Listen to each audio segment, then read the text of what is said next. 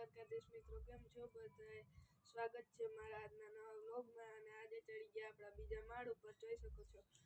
બાકી બીજા માળનું વ્યૂ તો એક નંબર આવે છે, જોઈ શકો છો. તમને પણ બતાવું, જોઈ લ્યો. સુરત દાદા ઉગતા આવે છે, જોઈ લો. ઘટે નહીં કઈ. કેમ બાકી આપણા ગામમાં લગ્ન છે એટલે ડીજે પણ તમને થોડુંક સંભળાતું છે. આ સાઈડ ધારું ને જોઈ શકો છો. મોર્નિંગ, જય દ્વારકાધીશ, હેપી રિપબ્લિક ડે. સાદી ભાષામાં કહીએ તો 26મી જાન્યુઆરીની શુભકામનાઓ મારા અને મારા પરિવાર તરફથી અને મિત્ર તરફથી. ઇતિહાસમાં પહેલી વાર મિત્રો એવો દી આવ્યો છે કે 26 તારીખ છે, 26મો દિવસ છે અને 2026મી સાલ છે. તો જેટલું એન્જોય થાય એટલું કરી લેજો, કેમ કે પાછો આવો દિવસ ક્યારેય નથી આવવાનો. 26 તારીખે આવશે, 26મો દિવસ આવીએ, પણ 2026મી સાલ ક્યારેય નહીં આવે. તો લેટ્સ એન્જોય. ઠંડી બહુ છે નહીં? ઠંડી બહુ લાગે. હાલો નીચે વયા આપણે ટોપો જ લેવો. આપણે તો વધારે બોલ ને મિત્રો, સાંભળીએ નહીં. અમે તો અગાસી ઉપર ચડી ગયા તો અહીંથી જાણ નીકળી મિત્રો, જોઈ લ્યો. કેટલા પૂર્વે રે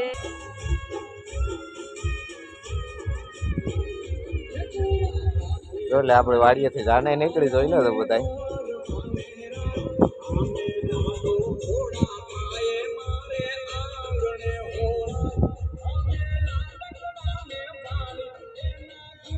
ભાઈ અગાસી ચડી ગયા તા, જો નીચે ઉતરે, જોઈ લે. બહુ બીક લાગે મિત. હાલો હવે નીચે વયા જાય, ટાઈટ બહુ છે.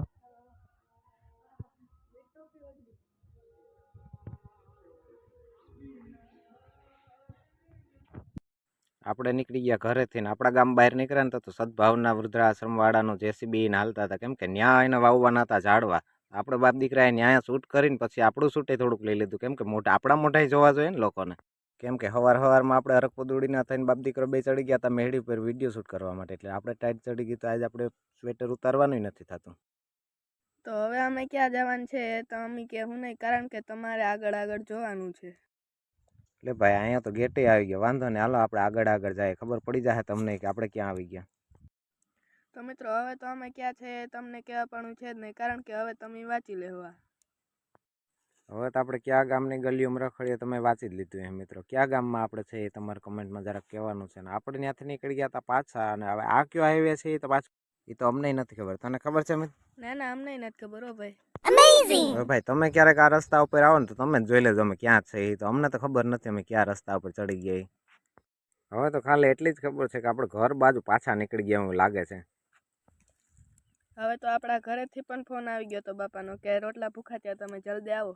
પછી તો આપણા પપ્પાએ દઈ દીધું ગાડીનું લીવર. આગળ વધ્યા હતા એક વાડીમાં ઘઉં પણ વાવેલ હતા, અને એમાં સનફ્લાવરનું વાવેતર હતા. ફ્લાવરિંગ હોય ને આપણાથી હમણાં ના જવાય એવું તો બને. ફ્લાવરિંગ હોય તો આપણે એ બાજુ ખેંચી લઈએ. આપણે જોઈ લીધું ફ્લાવરિંગ, ફોટા પાડી લીધા અને ફ્લાવરિંગનું શૂટે થોડુંક કરી લીધું. પછી પાછું હાલે આપણે નીકળી ગયા ને ફાઇનલી પૂગી ગયા આપણે આપણા ઘરે, કેમ કે રોટલા ભૂખા થઈ ગયા હતા એટલે પૂગવું જ પડે ને. રોટલા ભૂખા થયા હતા આપણે જમી લીધું, પછી નીકળી ગયા પાછા આપણી વાડીએ. હાલો તો મિત્રો આપણે આવી ગયા કાલે જે વાડી આવ્યા હતા એ વાડી રખડી જોઈ શકજો. હવે પાણી હાલે ત્યાં આપણે બતાવીએ. હાલો તો અહીંયા આપણે પાણી ચાલુ કરી દીધું છે. અહીંયા બાસાલીને ચાલુ છે. આ છે આપણું વરિયારી, એવી સારી છે વરિયારી. આપણે કાલે પાણી વારવા આવ્યા હતા તો જો આ બાજુનું એટલું પી ગયું છે, અને આ બાજુની વરિયારી જ પાવાની બાકી છે. અને અહીંયા આપણે વરિયારીમાં જો પાણી ચાલુ છે. વરિયારી કેવી છે એ કમેન્ટમાં તમારે કહેવાનું છે. ફાઇનલી મિત્રો ઘણા બધા ફ્રેન્ડની રિક્વાયરમેન્ટ હતી, ઘણા બધા આપણા હગાવાલાની પણ રિક્વાયરમેન્ટ હતી કે તમારું વોઇસ ક્લીન નથી આવતી તમારા બ્લોગમાં, બાકી બ્લોગ સોલિડ આવે છે. આપણે બ્લોગ માટે આજ તો મિત્રો હવે આપણી વોઇસ કેવી આવે એ તમારે કમેન્ટમાં કહેવાનું છે. તો મિત્રો આજનો આપણો વ્લોગ અહીં પૂરો થાય છે, અને નેક્સ્ટ પાર્ટમાં તમે જોડાઈ રહેજો, કારણ કે આપણા આહિર સમાજના સમૂહલગ્ન છે એનો પણ આપણે વિડીયો ઉતારશું, તૈયારી થાય. અને આપણા ચેનલને સબસ્ક્રાઈબ કરી દેજો એટલે આગલો પાર્ટ તમને